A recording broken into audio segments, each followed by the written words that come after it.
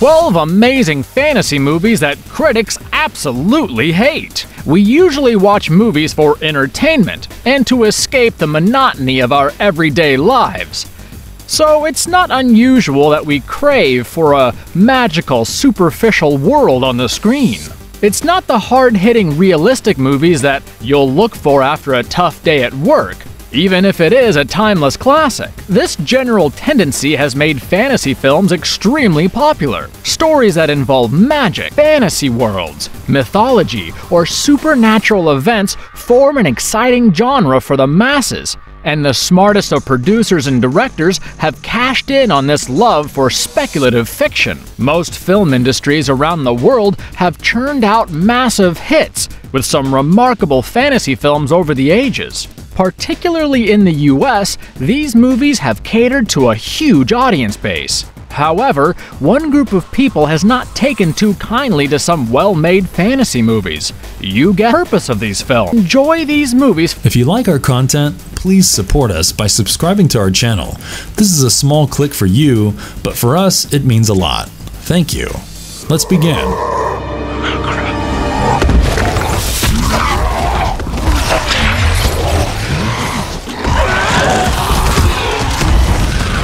Warcraft 2016. A movie adaptation of a video game series is usually frowned upon, but Warcraft proves to be an exception with its rich storyline. It's about a make-believe universe where humans and orcs clash for existence. It all starts when a clan of orcs travels to the land of Azeroth after their original home becomes uninhabitable. Humans fight back along with some dissenting orcs who plan to overthrow their corrupt leader and bring peace between the two species. As a video game adaptation, the biggest success for Warcraft is the appreciation it received from all the hardcore fans of the game. Some changes were made to the storyline, but you won't mind, because the changes have been perfectly engineered by the director, Duncan Jones. Even the casting was ideal, with Travis Fimmel, Ben Foster, and Paula Patton all proving to be competent enough in their roles. The CGI is exceptional, and can be compared to the CGI work in classics like Avatar. The orcs are brilliantly done, and so is the attention to detail for the sets and props. The ending somewhat hints at a sequel, and with the right sequel, this could well be this generation's Lord of the Rings. It's high time you check out this film in case you haven't already.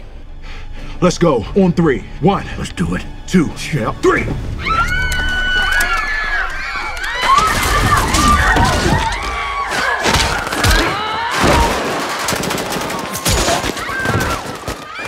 Bright 2017. This movie is premised in an alternate universe where humans coexist with orcs, elves, and fairies. 2 cops are on patrol duty, and one of them is an orc, while the other is human. They must keep aside their differences and fight together to protect a young elf and a magical relic. In the wrong hands, this relic can prove to be a disaster. It's up to the 2 cops to fend off the evil creatures who are after the relic. Bright is more like a buddy cop movie, only with the twisted setup of a fantasy world. The chemistry between the 2 protagonists, played by Will Smith and Joel Edgerton, makes it fun to watch. You have some decent action sequences that don't go over the top and are complemented by good work in the CGI department. The plot thickens a few minutes into the movie, and the characters are cleverly crafted to hold your attention. A special word of praise must go out for the amazing makeup and cinematography. The director, David Ayer, goes back to his R-rated roots with this one after his outing with the Suicide Squad. Netflix invested a huge sum in this film, and it's a pity that the critics came out all guns blazing, even after the brilliant effort. Ignore the harsh criticism by ignorant critics and enjoy this delightful offering. King Arthur, Legend of the Sword, 2017. We're all acquainted with the legendable proposition. Guy Ritchie has an interesting take on the stories of King Arthur, and his innovative touch works like magic for this film. Charlie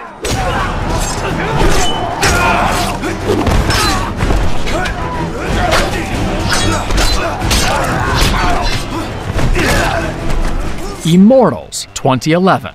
Greek mythology never ceases to fascinate the viewers, and the case of Immortals is no exception. It tells the story of a mortal man, Theseus, who was chosen by the Greek god Zeus to fight a ruthless king named Hyperion. Hyperion is on a murderous rampage across Greece, and he's in search of a lethal weapon that has the potential to destroy humanity. He must be stopped before it's too late. We must first admit that there is some inaccuracy in terms of Greek mythology. Theseus is portrayed as a bastard, which he isn't, as his father was the king of Athens. The Titans as shown in the film are very different from what the mythology suggests. Keeping these aside, the story promises a lot of entertainment and is packed with suspense-filled moments.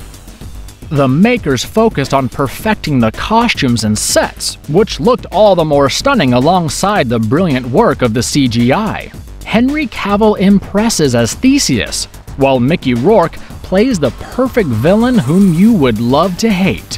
Frida Pinto is gorgeous as ever and is a sight for sore eyes. There are some epic battle sequences, particularly the ones involving the Greek gods. In short, Immortals is nothing remotely close to how the critics describe it, and is definitely worth a watch.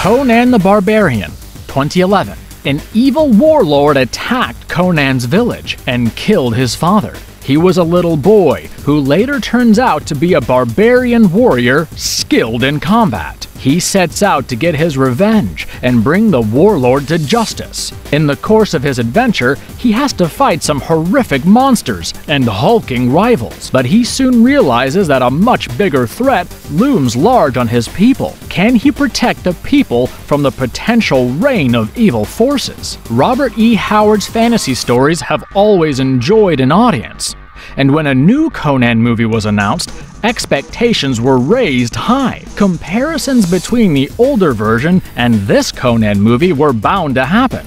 In this case, the shaky plot is a major hindrance to the film. But if you're open for all the action and drama, Conan the Barbarian stands out with the latest CGI technology and a healthy budget. Jason Momoa, the man who played Khal Drogo in Game of Thrones, pulls off the role of Conan effortlessly. However, his fear of horses meant that all horse riding scenes had to be completed using a body double. The makers used some authentic costumes and sets, while the locations in Bulgaria were stunning. In this film, Conan lacks a charismatic sidekick and a badass villain that was the trademark of Conan movies back in the day. The movie has its share of drawbacks, but you can always try it out for the nostalgia of the good old days when Conan's stories mesmerized us.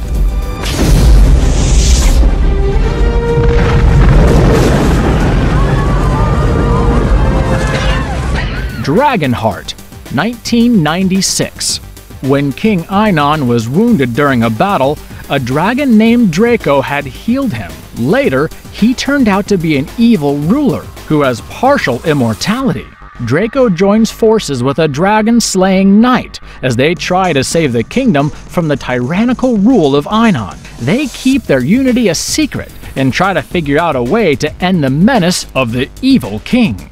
Some movies have the capability to uplift your mood in a jiffy, and with a positive storyline, Dragonheart certainly ranks among them. It has some lovable characters, and the chemistry between the knight and the dragon is adorable. David Thewlis does well with his portrayal of the evil king, while Dennis Quaid impresses as the righteous knight who protects others. The music composed by Randy Edelman is remarkable and has the ability to make you emotionally vulnerable. Considering the time period of the movie, the CGI is up to the mark. Draco the gorgeous dragon is particularly amusing to watch, and Sean Connery's voice perfectly fits the bill. There are critics who complain about the lack of realism in this film. It's baffling that people actually look for logic and reality in such a fantasy tale. Ignore the pseudo-intellectuals and you can enjoy one of the finest fantasy movies from back in the day. We promise that you will be beaming from ear to ear after watching this one.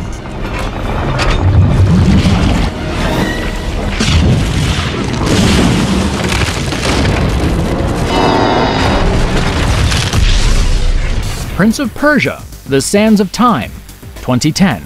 The story is set in the backdrop of the mystical lands of Persia, where a fugitive prince and princess are on a mission. The rightful king has been assassinated, and the dark forces are trying to get their hands on a magical dagger. This dagger is capable of releasing the magic sand inside that can reverse time. It's a gift from the gods. But in the wrong hands, it can be the key to rule the world. The prince must retrieve the dagger and get his revenge for the wrongful killing of his adopted father. The games were such a massive hit that it was no surprise when it was made into a live-action movie. It's heartening to see that the story is true to its origin, and the fans will love the way it remains loyal to the games. Disney has toned down the dark theme to suit audiences of all ages, but the film still manages to charm you. The CGI work with the demonic snakes and other dreadful creatures is remarkable.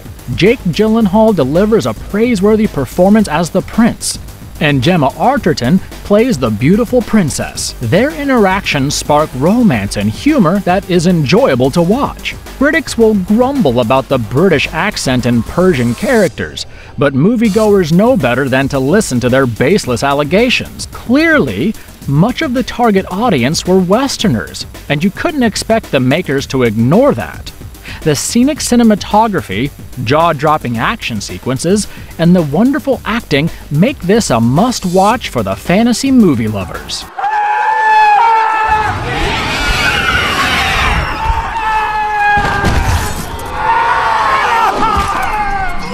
Beowulf, 2007. A deadly monster, Grendel, is terrorizing all of Denmark, and the king offers a handsome reward to the one who kills him. This prompts the great warrior Beowulf to indulge in a fierce battle, where he kills Grendel. But Grendel's mother is determined on revenge, and many years later, she visits the kingdom. Beowulf has to be the hero yet again, and face his weakness to protect his people. The story of Beowulf as shown in the movie is different from that in the poem, which is the original source of this adaptation. The characters are interesting, with a genuinely scary Grendel, oozing slime and blood, played by Crispin Glover. He simply cannot stand the sound of people having a good time. Angelina Jolie as the monster's mother is in her sultry best, even in her animated form. She is seductive and creepy all at the same time. Ray Winstone does justice to the role of the great warrior Beowulf. The usage of 3D is exquisite, and through some intelligent camera angles, the movie is no less than a visual delight. Steven Spielberg visited the sets and even directed a few scenes in the film. You can enjoy this movie, but you must give the serious side of your brain some rest. Less but fun action flick.